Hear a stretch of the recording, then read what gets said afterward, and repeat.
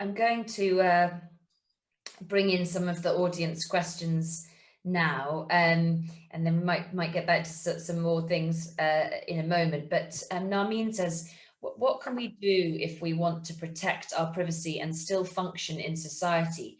Cutting social media is fine, but even access to finance and grocery shopping, you have to give away data. Is it even possible to live right now without giving away any metadata? Yeah, that's a very good question. And the corona crisis has, particularly in China, enforced the total surveillance so that everyone has. Some of my friends who live there, you have to be on your smartphone all the time and you check where you are, was in quarantine, for instance. So what can we do? I mean, as citizens, we can influence the situation, our future of us and our children on a political level, but also on a personal level.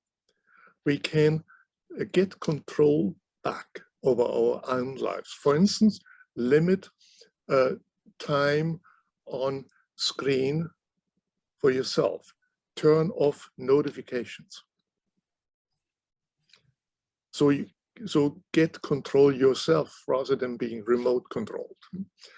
And some of the techniques that I had, or if you're on online dating, then think about it, what it means.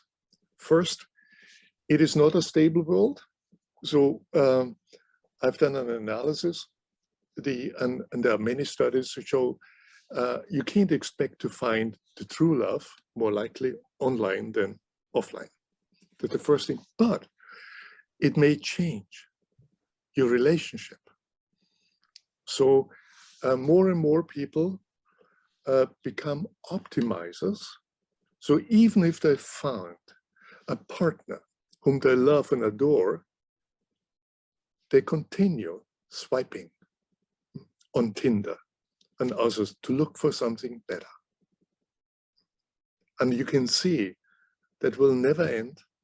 And it's a recipe for disaster because you don't commit and the technology takes over. The point is we need to control the technology. It's a tool and we shouldn't become the tool. I'm interested that you brought that up because I found that really interesting, the part of the book where you said, rather than being satisfied, the tools of dating apps encourage us to, as you've just said, keep searching. Yeah. But that's not just a technological thing, that's a human nature thing. And long before dating apps, people probably may have not been satisfied and felt a pressure to keep looking for the perfect person. Yeah, yeah. It is many of the tendencies are just being reinforced by digital technology. They're made more easily. So for instance, people have always tried to make their appearance look better. But it's now, by photoshopping, you have totally different possibilities and to work to optimize your appearance rather than yourself. So a friend of mine was on a dating app, and finally he met the woman in a cafe, and the woman didn't look at all as the one in the profile, and he asked her about that, and she said, "Oh, look, I just thought I just increased my chances." She was in marketing.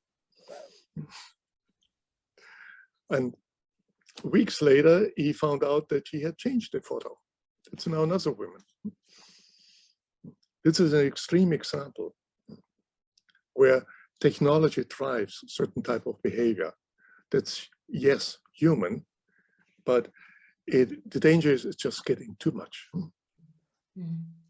Another question, how can we meaningfully influence the internet industry to place that pause button on our data or prevent us being hooked? Yeah, there are a number of possibilities. For instance, I think one of the key problems is personalized advertisement that leads to the collection of data about us.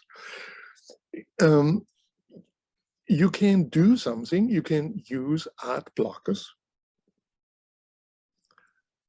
You can, and also it seems to be that people really are fed up with advertisement, and the actual revenue coming from personalized ads is probably much smaller than the companies think. So there's a bubble. And the first studies show that certain kind of advertisement known as brand keyword advertisement actually don't work for big firms, but lead to loss. If that becomes generally better known, then the personalized ad development will end in a bubble. And so in general, what we can do is just to think along and to dare to think. A similar sort of style of question, again, I think people quite understandably interested in finding out, as I said at the start, what we can do. And Narmeen says, how can we as a general public influence governments to take this seriously? Because as you've said, many of this is down to them. Yeah. So one way would be to influence the government that we have the right to pay for the services, like Google and Facebook, with money and not with our data, and make sure that they are not doing this to it. Another thing is, there is, for instance, many of us, me included, are annoyed that we have always to accept the conditions and without being really able to read them. A study had shown if you would read all those terms of conditions that you accept, you would have to spend 30 days a year. So this is beyond human dignity. So we have only the choice, blindly accept or not have the service. And governments could do something. So in Germany, I have been at the advisory committee of the German Ministry for Consumer Protection, and we have proposed a one-pager. That means the entire terms should be on one page and not on 40 pages. And it needs to be also understandable. Other studies show that most of these terms are written at a level that corresponds to, so it should be written as like for 6th or 7th graders, but it's really written on a level of an academic text. So people have no chance. So that is beyond freedom and dignity where we're going. And governments could do something about these things so that you have a choice. You want to accept or not accept, and not have to scroll down by not accept and do endless clicks until you give up. So there is a number of very concrete things that could be done. Could you perhaps talk a little bit about what you would say in your position, worries you the most, or that you most want people to be wary and aware of when it comes to an automated future? It's not the technology that worries me, like that clear. I love the technology. I need it in my research. It's the people behind the technology that worry me. In particular, those who want to surveil us and want to establish some form of autocratic system. And that can start with police, but that goes on with governments. And we have, as I said before, we have very concrete models in various countries in the world where people are scored on their general trustworthiness and then have no chance to try to maximize their score and conform. So if you go out on the street and demonstrate against the government, you won't do this anymore. If you know that your own children may not be allowed to go to the best school. That's the, if you ask me for one worry, it's the technology allows that. The technology is innocent. It's not made for that, but it allows this type of surveillance, and it can be easily misused. Actually, there are some moments in the book which are very surprising, perhaps not to everybody, but how much that's already happening.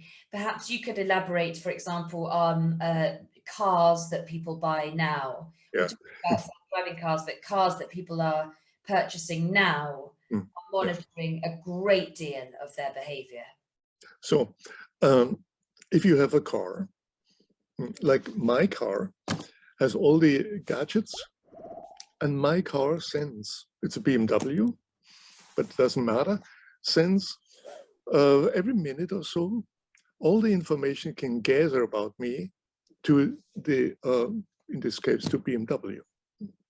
So whether I adjust my seat position, whether the seat position of the person next to me is changed, one can make inferences from that, who is driving, and it goes on to smart homes. Many people buy smart homes, not understanding that they are, again, a surveillance technology. If you accept that, and that's fine with me, but most people don't know. For instance, most people that we have studied do not know that your smart TV may record everything, every private conversation in front of the TV. For instance, in the Samsung,